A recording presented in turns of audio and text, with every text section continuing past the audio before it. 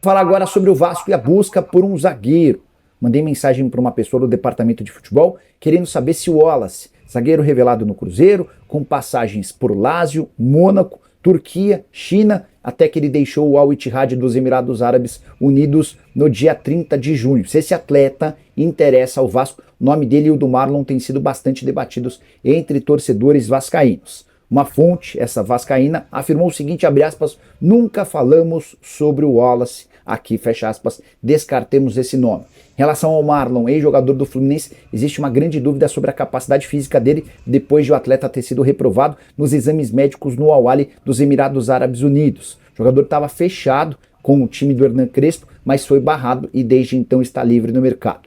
Até por conta disso e da dificuldade de encontrar um zagueiro que chegue para ser titular, o Vasco já cogita abrir mão da contratação de um desempregado e investir nos atletas da base. Hoje, aqueles com maior condição são o Lincoln e o Luiz Gustavo, que inclusive já fazem parte do elenco profissional, treinando ao lado do Léo Pelé, do João Vitor, do Maicon e também do Robert Rojas. E você, o que pensa sobre o Vasco não ter conseguido contratar um zagueiro na janela de transferência? Já usa o espaço para comentário e avalie. Salve, torcedor vascaíno! Voltei a gravar vídeos e trazer as últimas notícias do Vasco atualizadas para o torcedor vascaíno, né? Agradeço você que está aqui nesse vídeo, veio acompanhar de novo meu humilde trabalho. Galera, tô me recuperando aí, né? Infelizmente estava doente, mas estou me recuperando a cada dia mais, graças a Deus, né? Só tenho que agradecer a Deus aí por estar se recuperando e vir fazer o que eu gosto, né? Trazer notícias para o torcedor vascaíno do nosso Vascão. Então, bora lá, né? Eu vou trazer aí tudo, praticamente algumas coisas que aconteceram aí na semana, te atualizar e me atualizar também, né? Claro que eu ficava ali por dentro das notícias do Vasco, mas hoje vim trazer, né? Vim gravar esse vídeo para trazer notícias para o torcedor vascaíno. E aí, Vasco vai ou não contratar zagueiro? Eu vou trazer aqui um vídeo do Pedrinho, né, onde ele fala ali para um canal. A gente vai trazer esse vídeo aqui no final, então peço para você acompanhar esse vídeo até o final. E claro, pedir sua moral, se você não é inscrito no canal, bora lá dar aquela força. Aqui de vascaíno para vascaíno, eu conto com a sua inscrição, que vai ajudar o nosso canal continuar a crescer aqui na plataforma do YouTube, beleza? Então, deixe o seu like aí, bora lá trazer as principais notícias do Vasco, né? Primeiro é sobre esse zagueiro português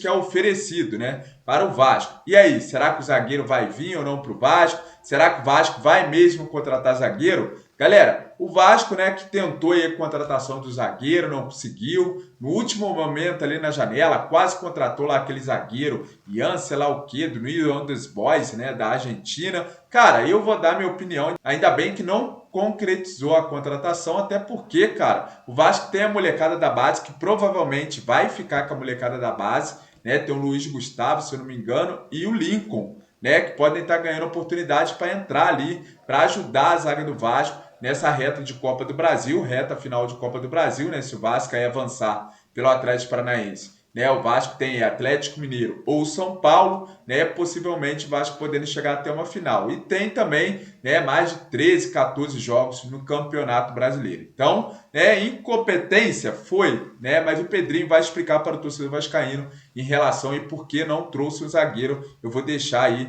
no final do vídeo, beleza? Então, galera, esse zagueiro aqui foi oferecido para o Vasco, né, um zagueiro aí português. Deixa eu ler aqui um pouco sobre ele. O zagueiro português Pedro Mendes foi oferecido ao Vasco. No entanto, o defensor de 33 anos não agradou o técnico Rafael Paiva, galera. Então, situação de momento é que o treinador Paiva, né, não gostou do nome. E o Vasco aí, cara, vou deixar aqui em relação aos zagueiros que estão livres no mercado. Não tem condição, né? O Vasco aí não vai conseguir contratar Sérgio Ramos, não vai conseguir trazer um zagueiro de nome. Então, fica com os zagueiros da base mesmo. Essa é a minha opinião, quero saber a opinião do torcedor vascaíno aqui no comentário do vídeo. O que você acha aí? Acha que o Vasco deve aí contratar um zagueiro igual lá aquele Marlon, né? Péssimo jogador, jogava horrivelmente lá no Fluminense, era reserva no Fluminense, tá aí, né, sendo sugerido como um zagueiro que pode chegar no Vasco. Então, pelo amor de Deus, né, se é para contratar Marlon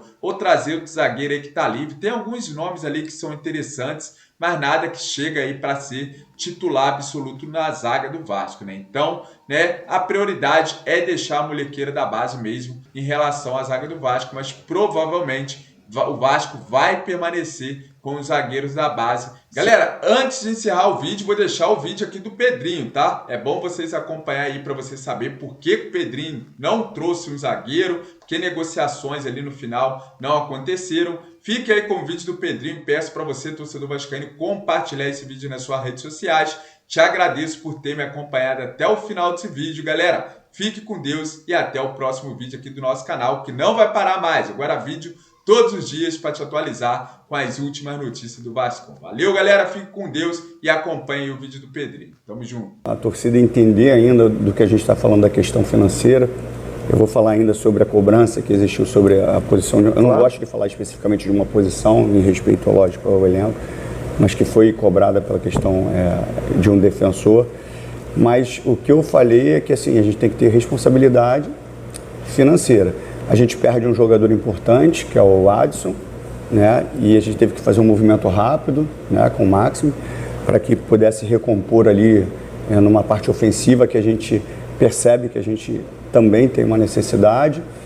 E o que eu vou prezar sempre é de não causar nenhum dano financeiro ao clube.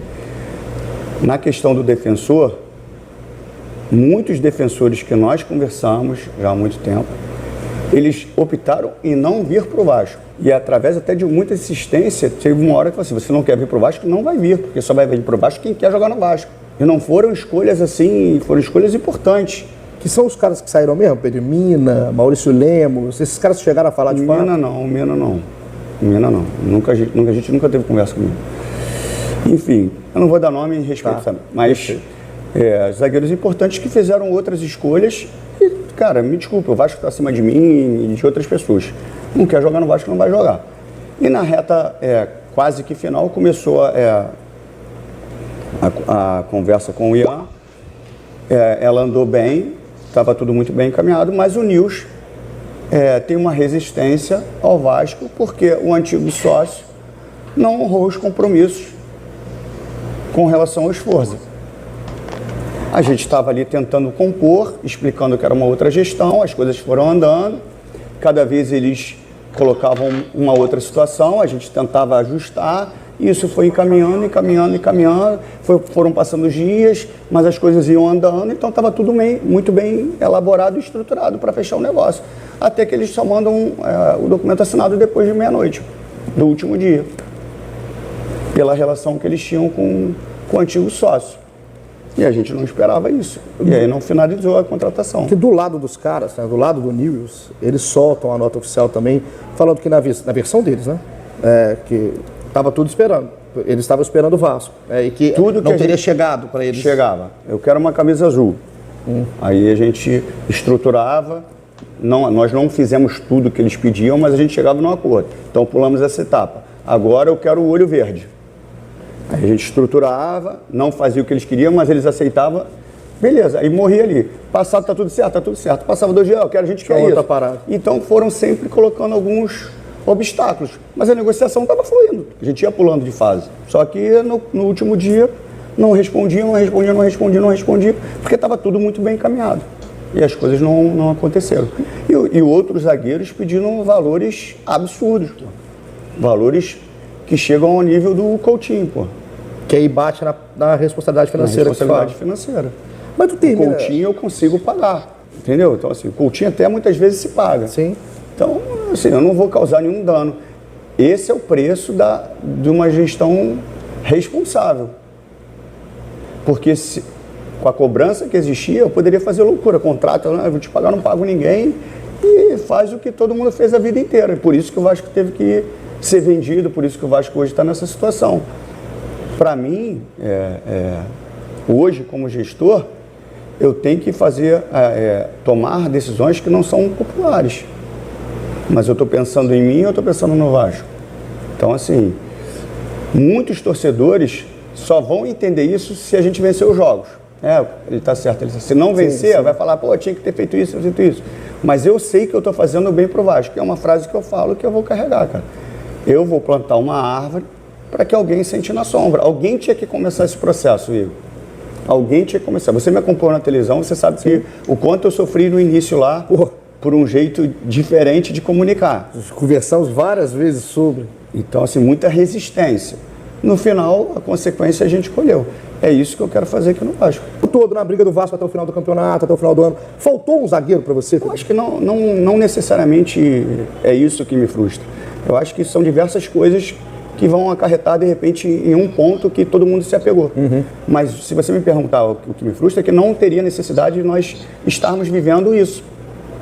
Porque quando uma empresa entra para te dar saúde financeira, obviamente, o que você comunica é tão importante quanto o que você assina. Se tivesse sido comunicado que você faria um projeto de médio e longo prazo, que o primeiro objetivo era você sanar as dívidas, então todas as expectativas iam ser compatíveis com as expectativas do torcedor, o que você projeta é a expectativa do torcedor.